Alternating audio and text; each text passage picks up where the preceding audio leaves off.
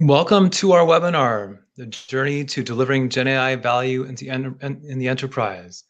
I am Chris Ehrlich, Editor-in-Chief of Vector and your moderator. We have a great discussion ahead for you. In your interface, please use the Q&A tab for questions and see the Docs tab for resources.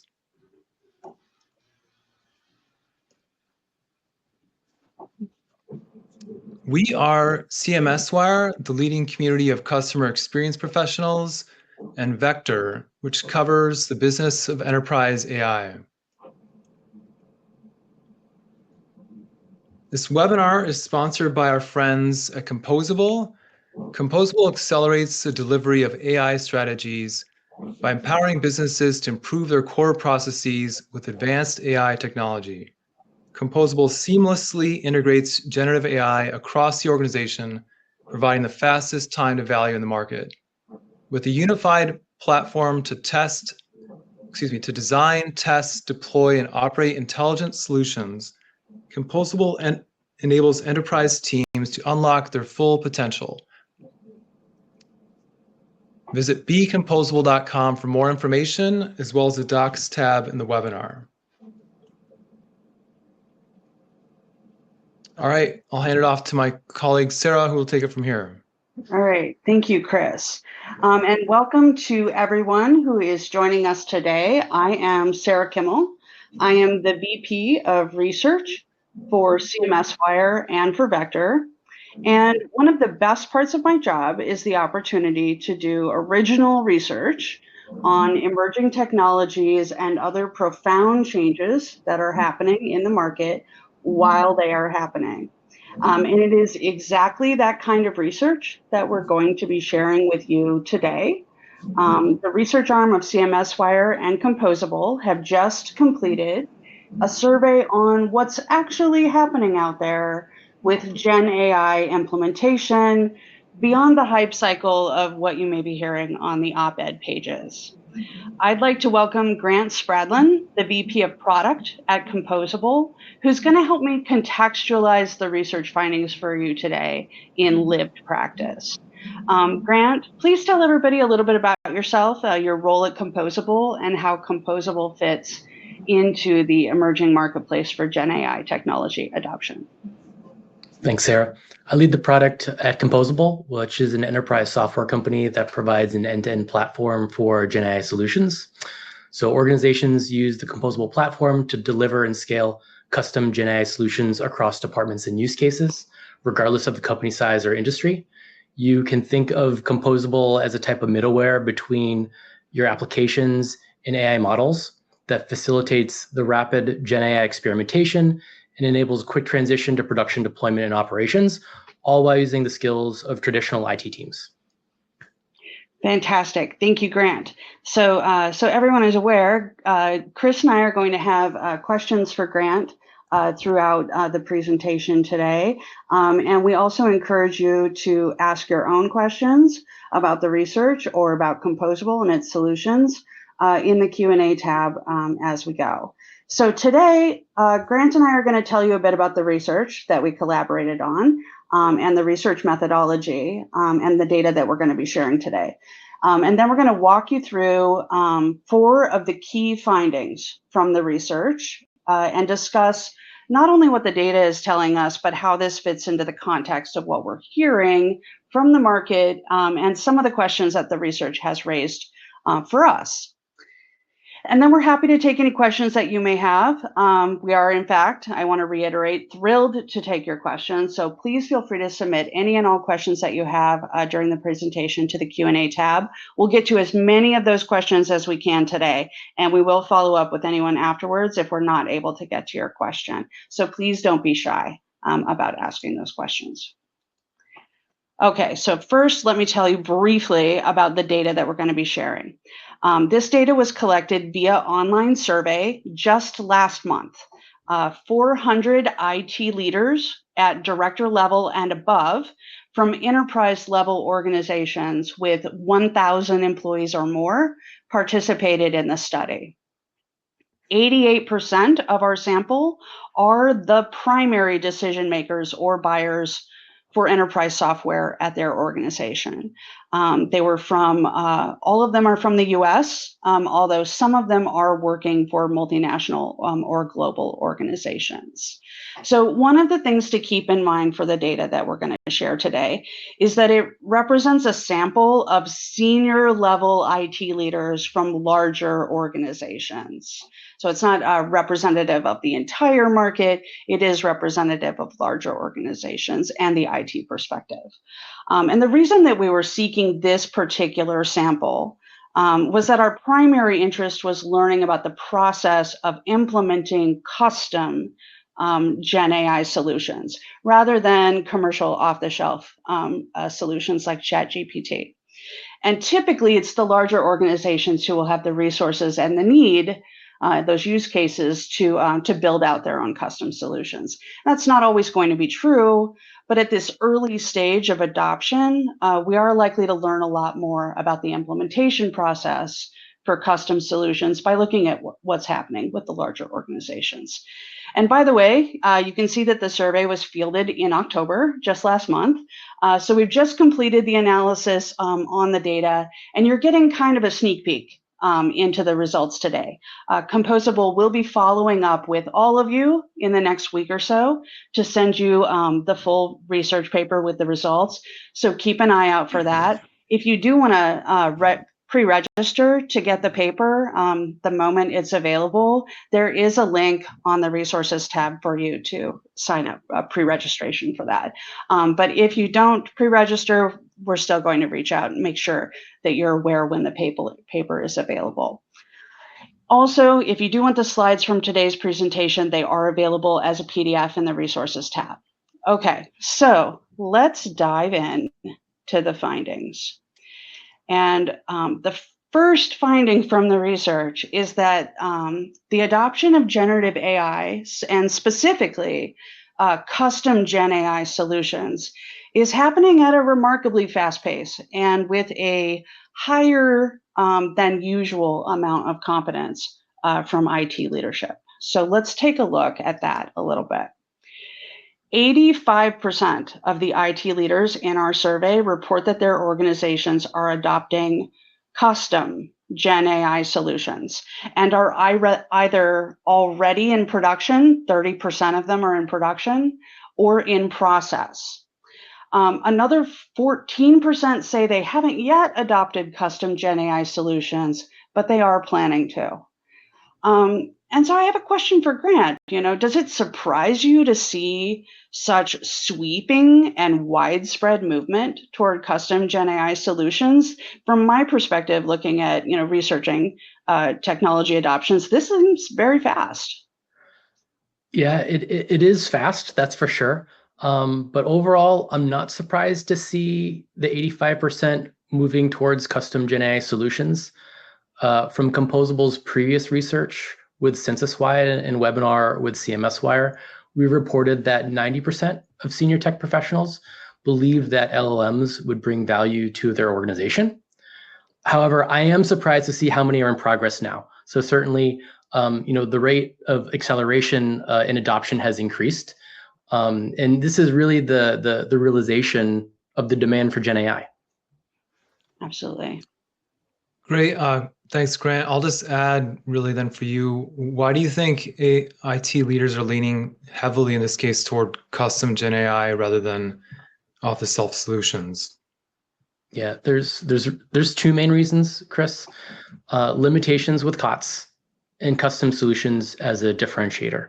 So first, many organizations report various challenges with governing AI from COTS, such as keeping up with compliance, limited control over AI models and data, and difficulty monitoring and auditing AI outputs. We'll talk about that a little bit today.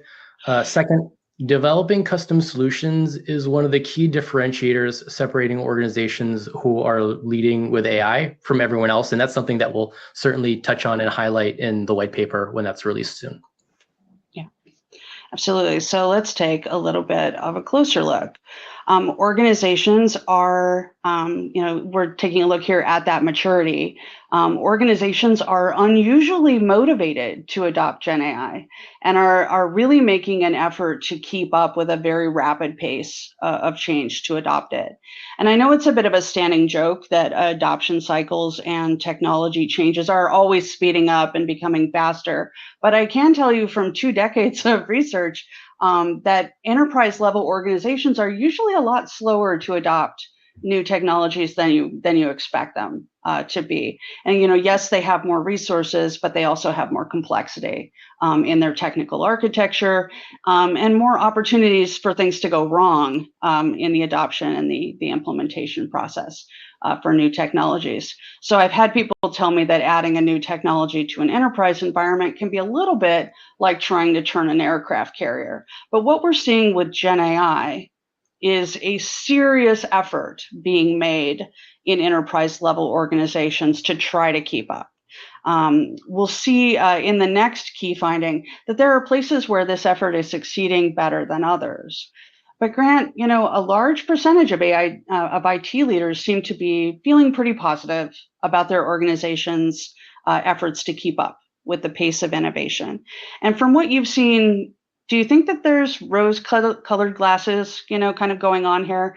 Or is there like a kind of extra effort being made to speed up the adoption of generative AI? Is there something about Gen AI implementation that's making it a little easier than previous technology adoption cycles? Or what's your read on the positive outlook here? Yeah, I certainly don't think that it's any easier. That's for sure. But this does tell me that Gen AI is a huge priority for organizations. And this is why there's an extra effort being made to step up on Gen AI adoption. So yes, overall, there is a very positive outlook. However, that doesn't mean that it's not without both organizational and technical challenges. Right. All right. Well, hey, thanks, Grant. So then, that said, what do you see IT leaders doing well then to keep up with Gen AI innovation so far? Yeah, keeping up with the innovation is really tough. If you follow the activity, there's a new model, it seems, almost every day, and things are changing very quickly. From my perspective, this is a relative measure because the majority here still don't have custom Gen AI solutions in production. Yeah. So my take here is that the organizations who have custom Gen AI solutions in progress consider that keeping pace, with the majority thinking that they're somewhat ahead than behind. Yeah. And we also wanted to get a sense of how organizations are managing the delivery of Gen AI solutions and whether that's happening centrally or more distributed across departments or business units. So do they just have centralized approval for Gen AI solutions, or are they also managing the delivery of those solutions centrally in order to keep kind of tighter control over consistency and results? And the answer is really clear. About 3 out of 4 enterprise level organizations have programmatic delivery. So they're managing both approval and also delivery centrally, regardless of multiple departments or how cross-departmental these solutions are. About 1 in 4 have centralized oversight for review and approval of Gen AI initiatives, but are not managing delivery centrally. And it's extremely rare, as you can see here, about 3%, for organizations to not have any centralized oversight at all. And so, Grant, does it surprise you to see this kind of centralization, like the supermajority of organizations who are managing approval centrally and also managing delivery centrally? And why is programmatic delivery so widespread?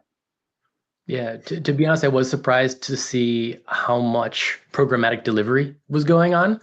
I believe that's the result of organizations trying to best utilize their in-house AI expertise or even their external AI expertise, while also governing and learning from early AI initiatives.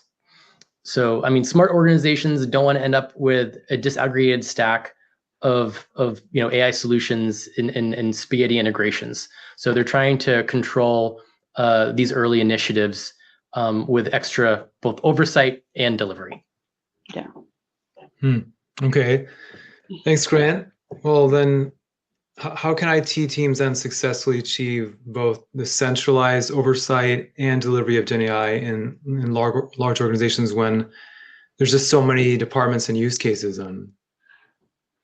Yeah, related to Sarah's question, I also believe that we'll see a greater shift to less programmatic delivery as shared AI software infrastructure is established and AI skills are democratized. That's necessary to scale GenAI adoption beyond initial use cases. For example, Gartner's recently recommended designing a composable platform architecture as a key best practice to scale GenAI across the enterprise.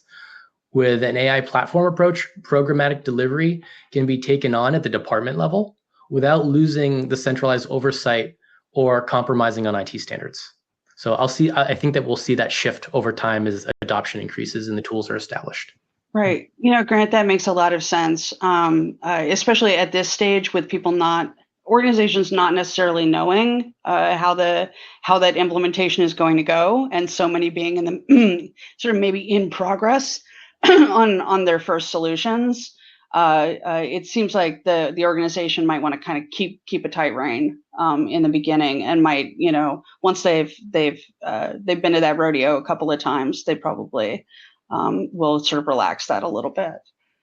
Okay, so we also wanted to get a sense of whether organizations are prioritizing certain types of generative AI solutions in the beginning. And what we see is that a big majority of organizations, 2/3 to 3/4 of them, appear to be simultaneously implementing multiple types of GenAI solutions. They are, in effect, kind of trying to do it all and do it all at once. They are the most likely to be generating or repurposing content, but they are nearly as likely to be implementing solutions for content analysis and reasoning or knowledge querying. And so here's my question for you, Grant. Enterprise organizations appear to be, really trying to do everything all at once with generative AI.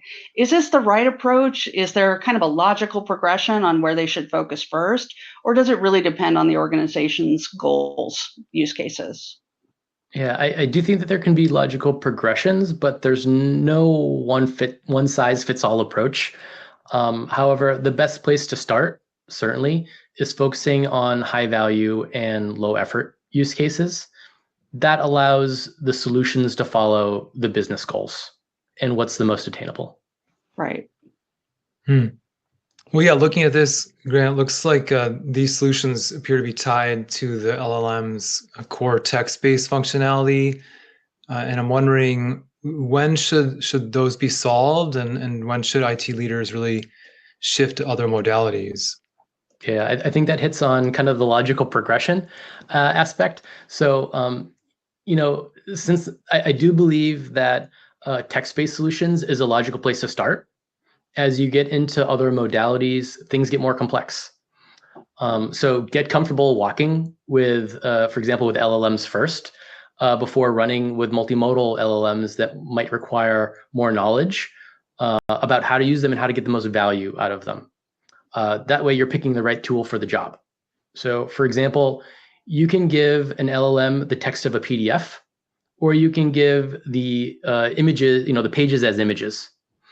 For most use cases, the model will do much better with the text-based representation rather than the image-based representation of the PDF pages. Similarly, you can give the audio of a recording, but most models would do better with the transcript for most tasks.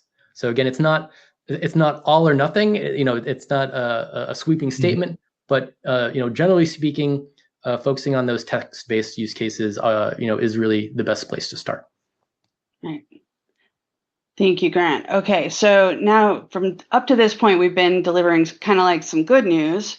And now we're going to take a look at the places where there may be a little bit more friction going on. So when there is widespread and wholesale change in the technology environment and a new technology has become kind of the hot thing, it is fairly common to have some friction between IT and business leaders about understanding use cases and limitations and requirements, what's reasonable. And so we were very interested in whether we see signs of that friction in the adoption of generative AI. First, the good news. Most IT leaders say that their business leaders do have a strong understanding of the potential use cases of generative AI, and 84% also say that their business leaders have realistic expectations about GenAI's capabilities. And we were also kind of curious about what expectations the business leaders have for custom GenAI solutions. What benefits are they looking for? And there are several specific benefits that half or more of the respondents say their business leaders are expecting. And among them are increased operational efficiency, the flexibility to innovate and adapt AI capabilities, improved customer experience, better alignment with specific business needs, and also greater control over data security.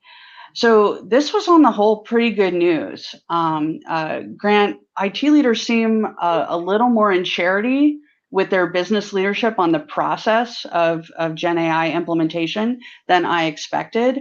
Did it surprise you to see that overall they think their business leaders understand the potential use cases and have pretty realistic expectations for the capabilities? It seems like an environment out there where it would be pretty easy to succumb to the hype. Yeah, with so many people asking about use cases and how to approach GenAI, that's one of the top downloads on our website is around how to approach GenAI use cases. Yes, I was surprised to see such strong alignment, but at the same time, the devil's in the details. Here we have alignment on business benefits and use cases, but there's less alignment when it comes to expectations around implementing and delivering GenAI solutions. Yeah. All right, Grant. Yeah, and then looking at this slide and this data, Grant, looks like really what elements of a custom GenAI solution then can provide the flexibility and adaptability that it appears many business leaders are seeking. Yeah. Flexibility, in my opinion, is about taking a composable platform approach that can scale across departments and use cases. I'm not the only one that thinks this. This is also what Gartner recommends as a key best practice for scaling GenAI across the enterprise. And then adaptability is the ability to abstract AI services and decouple them from the underlying models. So you can easily change and adapt AI models over time. And that's how you future-proof your AI services. Yeah. Okay. So now let's take a look at the less rosy side of things. In the broad strokes, IT leaders are saying that their business leaders have a good understanding of capabilities and limitations. But when we get further down into the details, as Grant was saying, and ask if their business leaders have knowledge gaps for GenAI that concern them, there are several.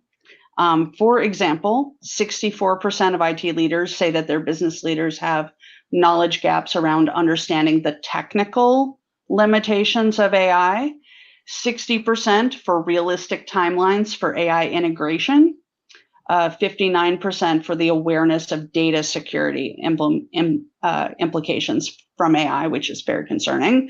And nearly that many, 57%, say that their business leaders have a knowledge gap when it comes to the resources that they need for implementation. So only 7% of the IT leaders that we surveyed said that their business leaders do not have knowledge gaps regarding generative AI that concern them. So we're going to take a look at a little bit more of this data here. There are also multiple areas where IT leaders at enterprise organizations say that their business leaders definitely need more education. So the most pressing of those areas are data management and preparation for AI. We're going to talk about this a little bit more extensively in a minute. integration of AI with existing systems, and AI governance and compliance. So, Grant, my question for you is, there seem to be many areas where they see gaps in the knowledge of business leaders that concern them, and areas where they really think their business leaders could use a little bit more, education.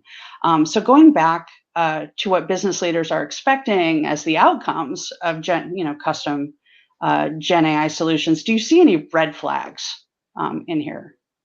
Yeah, I do. Like I was saying before, most business leaders have a clear understanding of the high level benefits, but it's more around the technical implementation where they have the knowledge gaps and need this education. And I think when I look at this list, that all the top three are red flags, as those are the same top areas where IT teams have reported having challenges getting custom AI solutions into production. Yeah. Yeah, Grant. And then at the top, I think we see data management, as we all know, has been a really long-standing issue. And I'm wondering if really, how is Gen AI going to force companies to finally improve their data management practices? Preparing contextual business data is the linchpin between mediocre and amazing results with Gen AI. So yes, Gen AI will force companies to improve data management, but it will be an evolution. For example, most systems today rely on data to drive search. So we need better data to drive the search. We can do that through things like auto tagging, custom metadata, similarity search.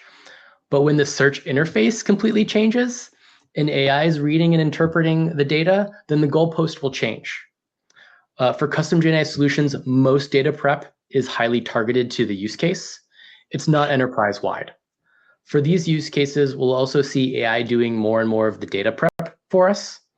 Composable, we're already using AI to simplify the intake of content, including auto classification of data, filling in custom metadata, chunking based on the semantic meaning of content, and generating embeddings for vector or similarity search.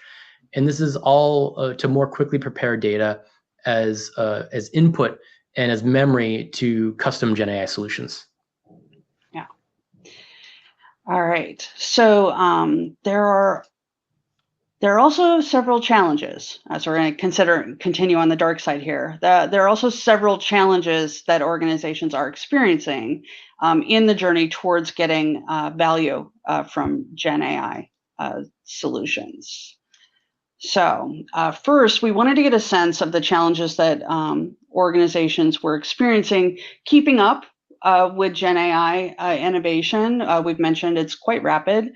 And there were several challenges cited by a healthy plurality of organizations.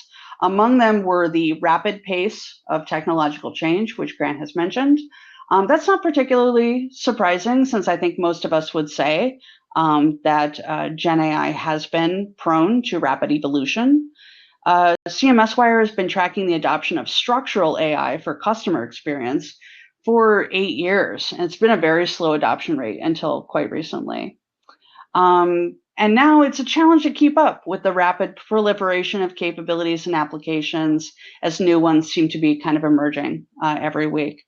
Other challenges that are common for enterprise-level organizations are regulatory or compliance concerns, since the technology is clearly outstripping the ability of any compliance framework to keep up with it. Difficulty integrating new AI technologies with legacy systems is also a challenge. And finally, there are also organizational resistance to change to contend with, as there always is. Yeah, so then, Grant, again, I mean, we see it, if legacy systems are up here and they continue to be an issue, how can they be, for many, many functions, including Gen AI, how can they be less of an issue with Gen AI innovation in particular? I mean, at this point, should they simply be, we're moving so fast, should they simply be migrated for a better Gen AI foundation?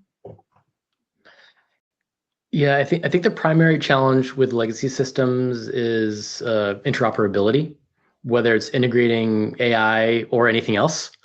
However, most legacy systems are still around for a reason, despite efforts to modernize.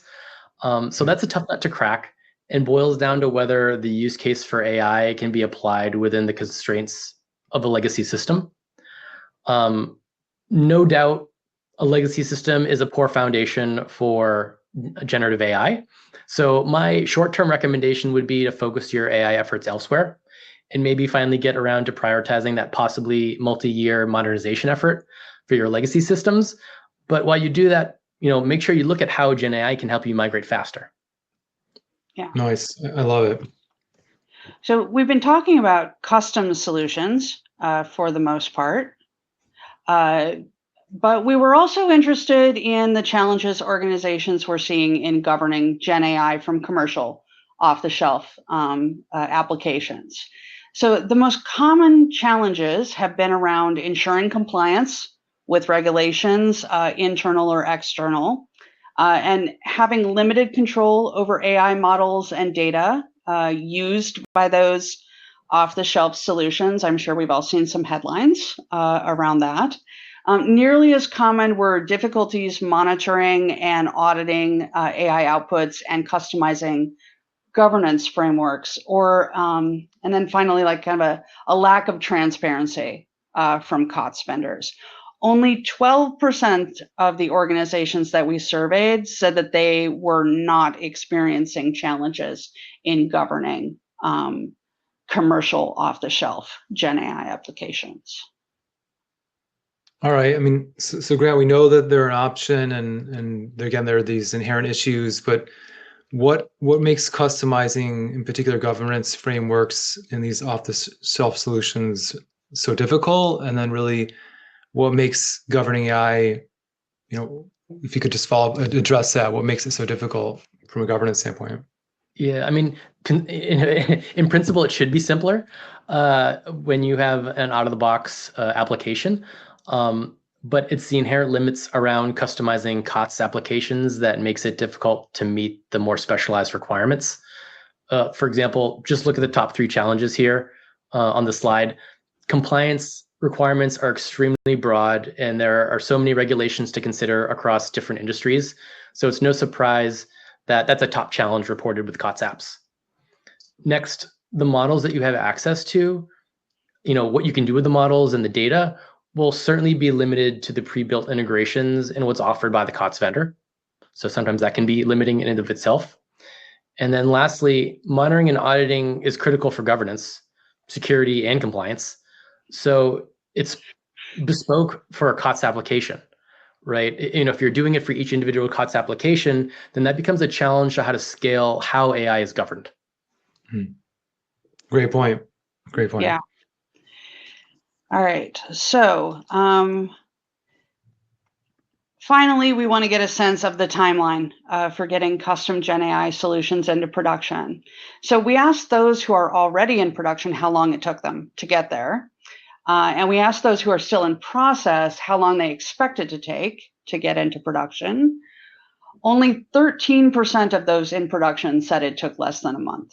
The majority, 55%, took somewhere between 1 and 3 months to get solutions into production, and 32% said it took them 4 months or more. The expected timelines from those in progress are similar, right? Grant, why do you think that organizations are seeing such relatively long implementation times to get GenAI into production?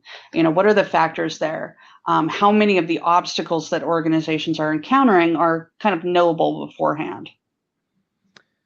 There's a lot of experimentation, discovery, and learning going on.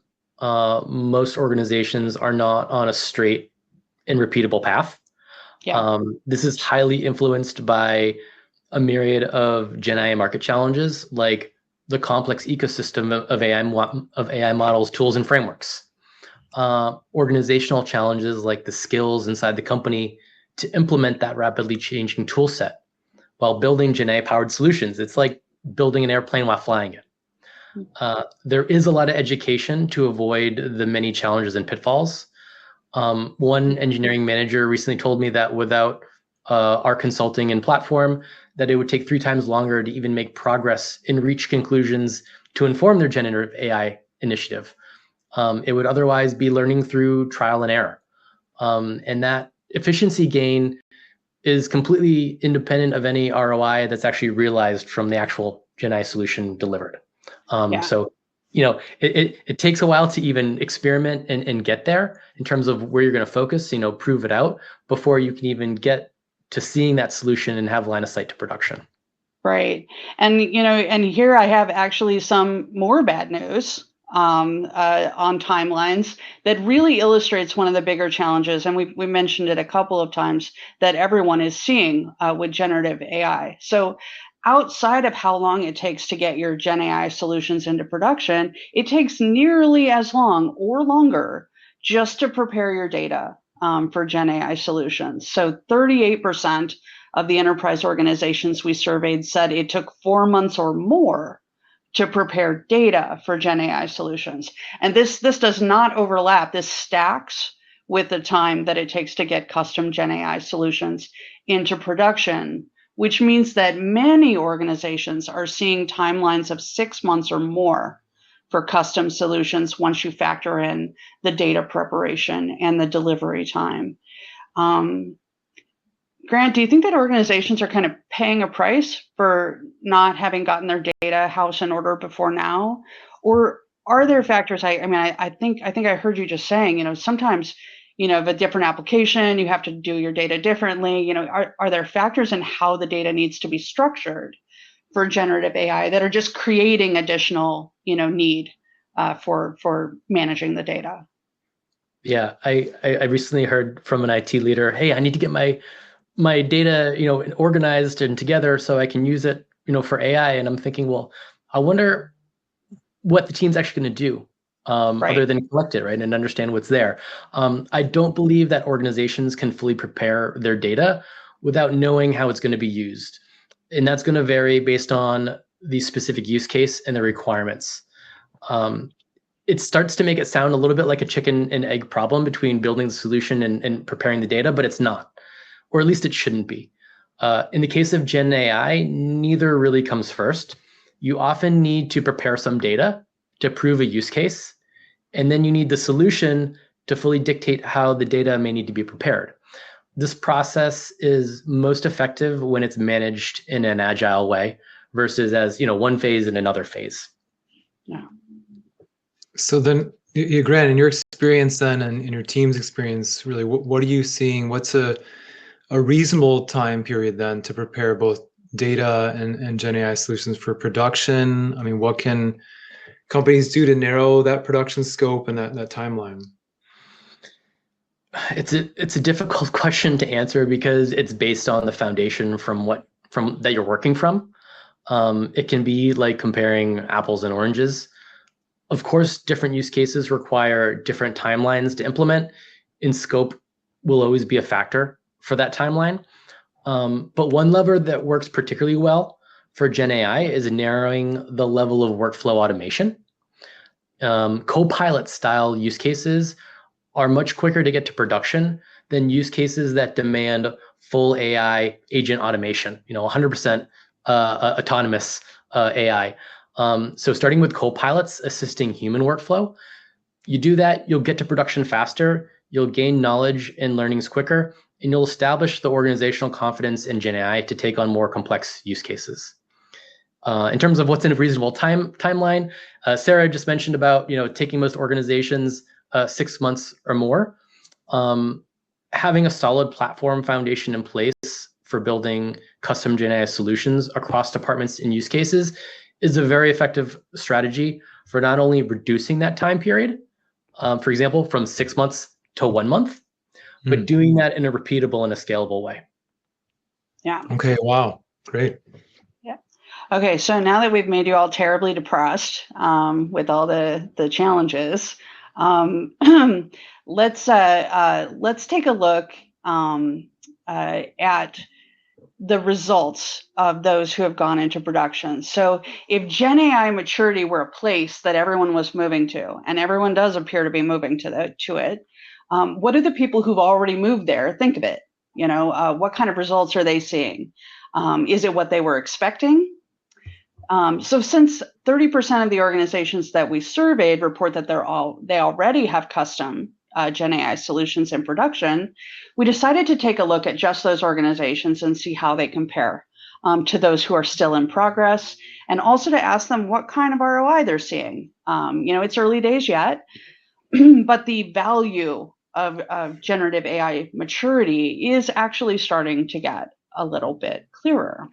So let's take a look.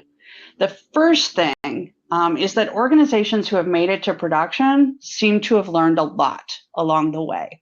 So IT leaders at organizations that have custom GenAI solutions in production are 19 percentage points more likely to say that their business leaders understand the potential use cases of GenAI. This is only the strongly agree numbers, by the way. And they're 13 percentage points more likely to say that their business leaders have realistic expectations around GenAI capabilities.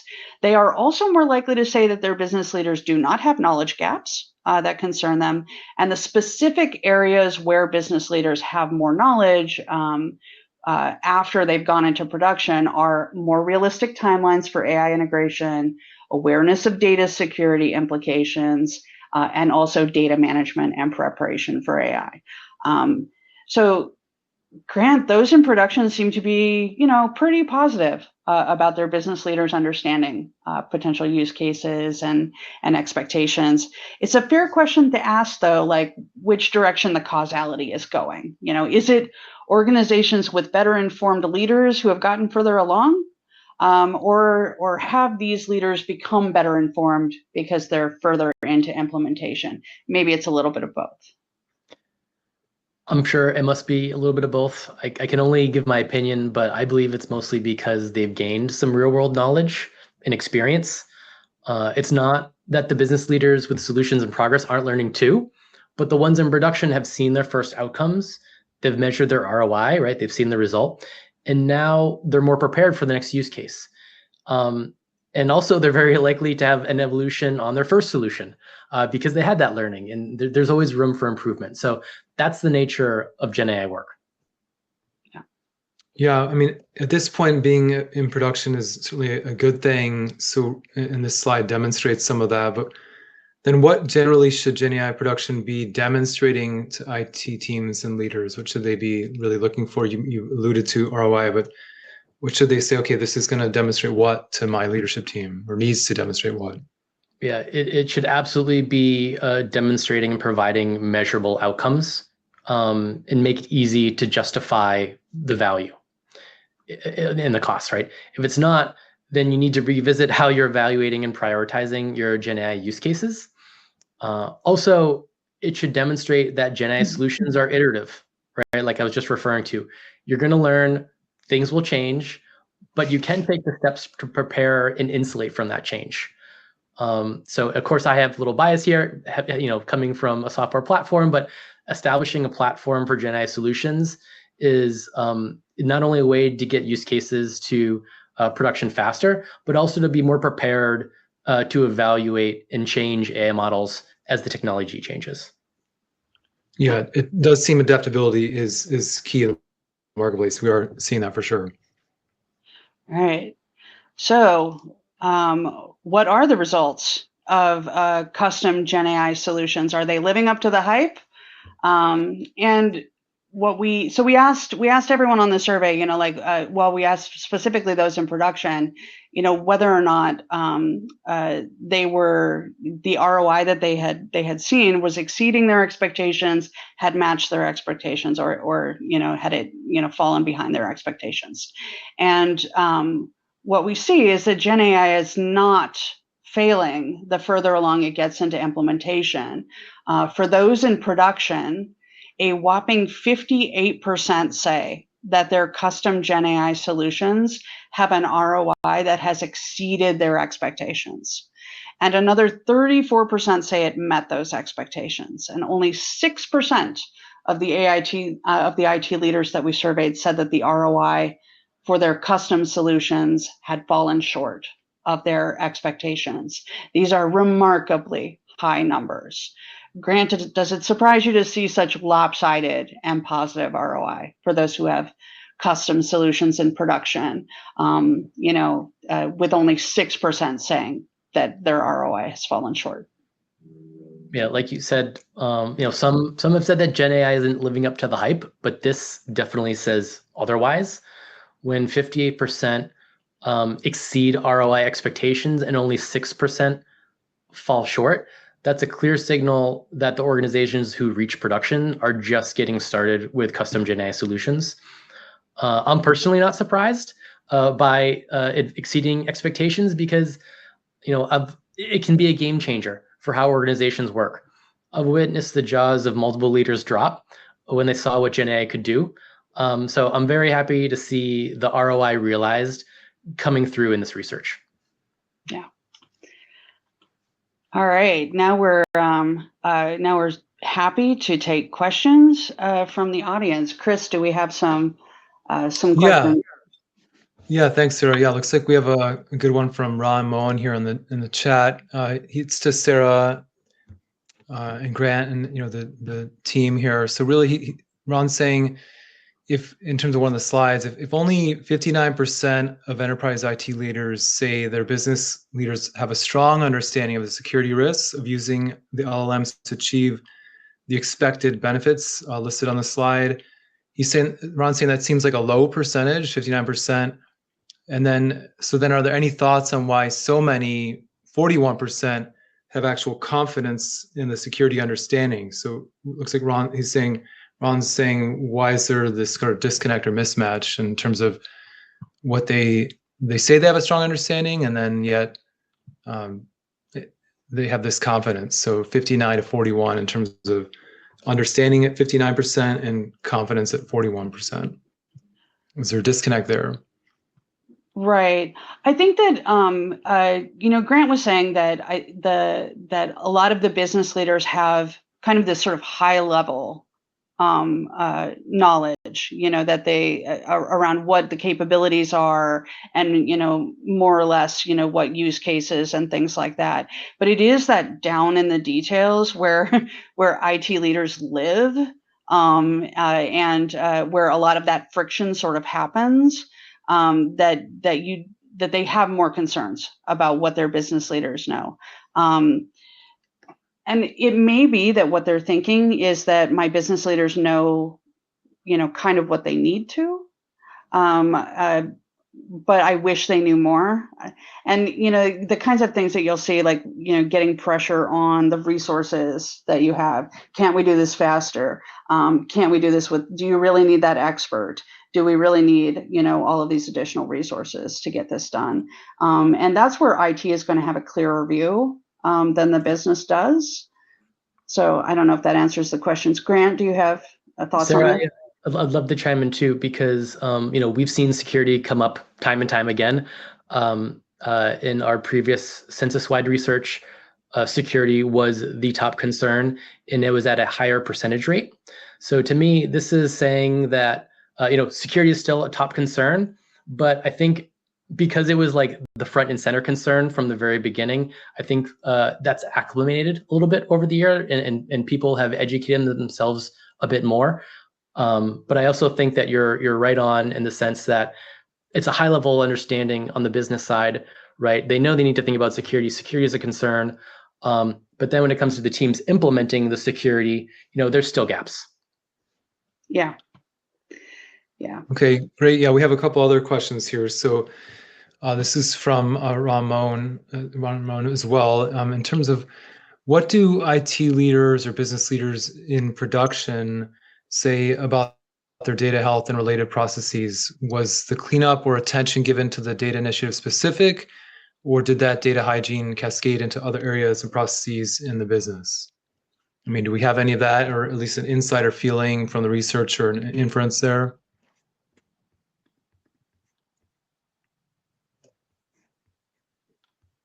Chris, could you repeat the question? I'm not seeing it Sure. in the chat. So yeah, no problem. Yeah. So what do IT leaders or business leaders in production, do they say or indicate anything about their data health or related processes? Was the cleanup or attention given to the data initiative specific, or did that data hygiene cascade into other areas and processes in the business? Yeah, so So this is where I think there is a little bit of a misconception when it comes to preparing data for Gen AI versus other types of AI like predictive AI. If you're preparing data for predictive AI, then it needs to be very hygienic. You need exact values that match your taxonomy. But when you have Gen AI understands the semantic meaning of data and of words. So it doesn't have to be as hygienic. The Gen AI can do more interpretation. And so there's less concern generally around some of the hygiene on input, but certainly the output is where there needs to be more focus on taxonomy in structure and what's expected. So I think that is one area that gets blurred a little bit between some of the different flavors of AI and kind of how much effort needs to be put into the data prep. If we looked and surveyed people about how much data prep they did for predictive AI, I would place a bet that the timeline, right, that duration would be twice as much from what we saw in this research. You need to do a lot more preparation and a lot more hygiene. yeah, great. I mean, clearly data is certainly everything, we know for sure. So let's see, Rob Henry has a great question. Let's see, can you explain more about what getting your data ready for AI entails? Kind of a follow-up. Are you talking about whether you have a data warehouse or lakehouse or something else? So some specific approaches and technologies that you can use. That's kind of, so I was kind of touching on this. I didn't want to take up too much time on that one specific aspect, but now that we're talking about it in the Q&A, that's why I don't believe that data prep is something that you can do enterprise-wide for Gen AI. It's not like you need to organize your data in an enterprise data warehouse or in a lakehouse or whatever your, the places where you're aggregating all of your data. Because the reality is when you start passing it to Gen AI, it needs to be very fine-grained and it needs to be very specific. Where when you're putting in data warehouses and in lake houses, like you're putting everything there. It's like a dumping ground until you can organize it and get the insights and the information out of it. So when you're preparing data for Gen AI, it's a much more of like a sniper-based approach, where and that's where you have to have a little bit of the data to prove the Gen AI use case, and then the Gen AI use case dictates a lot of what you need the data to do and what it needs to look like. So that's where, I really feel strongly that it's hard to do the preparation in advance without knowing what the data needs to look like for your use cases. And so, unfortunately, I don't think there's a magic answer about what you can do in advance to prepare. Certainly, getting things together and organized isn't going to hurt. That's for sure. But at the same time, it's not going to help you, go leaps and bounds faster when you get to your custom Gen AI solution. Yeah, okay. Thanks. I like the laser focus kind of example or image is great. So, all right. And then we have a good question here from Anant Kumar saying, do orgs typically have in-house AI teams building solutions, or are they going to a third-party provider? Also, are orgs using open source foundation models more or closed source ones like OpenAI, et cetera? And what are the considerations when choosing a foundation LLM? So a few questions there. Yeah, there are a few questions there. You might need to pause me. So are the in-house AI teams building themselves or going to third-party provider? Let's take that first part. Definitely both. It's not one or the other. Certainly, it depends on the skills of the team, and it depends on the type of AI solution that you're building. But to be, that's where I'll take a quick plug for Composable. That's one of the problems that we're trying to solve, right? Is that we don't believe that everybody needs to be a data scientist and an AI expert to build custom AI solutions. We're trying to provide a platform and tools that traditional IT staff would work with, like an API, using standard programming languages to integrate with AI and bring it into their applications without the need for deep research and data scientists and kind of these more specialized AI specific skills. Yeah. Okay. And that kind of, I think, addresses the second part in terms of if they're using open source foundation models or more closed source ones like OpenAI. I think you kind of addressed that. One comment on that is that all of the above, right? There is no one model to rule them all. I mean, even just looking at how like the top models have changed over the last year, it's more of an arms race. And then at the same time, there's a lot more specialized models, being trained and coming out. So, again, back to our previous research that we did, some months ago, it's on our website in our resource library. That research showed that basically most organizations are planning to leverage more than one model. In fact, most organizations are planning to leverage like 3 or 4 models. And what I'm seeing in real life is exactly that. Some experimentation with different models for different use cases. It's really about finding the best model for the use case. And the key to doing that isn't model evaluation. It's what gives you the best outcome for what your task is, right? So I think that's the best lever or the best way to evaluate a model is you have your use case, which gives you the best quality output from one model compared to another model. And that's the model that you should go with. So unless you're doing something that's, very model specific, like, some models, handle different languages better, or some models are better at like coding tasks. But when it comes to like general purpose reasoning and things like that, a lot of the models are you're going to get similar results from similar models, and then it might become more of like a cost issue. Great. Yeah, I think that definitely addresses the third part there in terms of what considerations are there. So there are many, and it's a big decision. Yeah. All right. So we have a couple more we can get to here. So one other question for everybody is, what are really, in terms of ROI, what are some of the common or ideal ROI measures teams can use for GenAI? I mean, we talked about AI, ROI. And so getting a little bit more specific, you touched on it a little, Graham, but is there anything more we can say on ROI measures really specifically?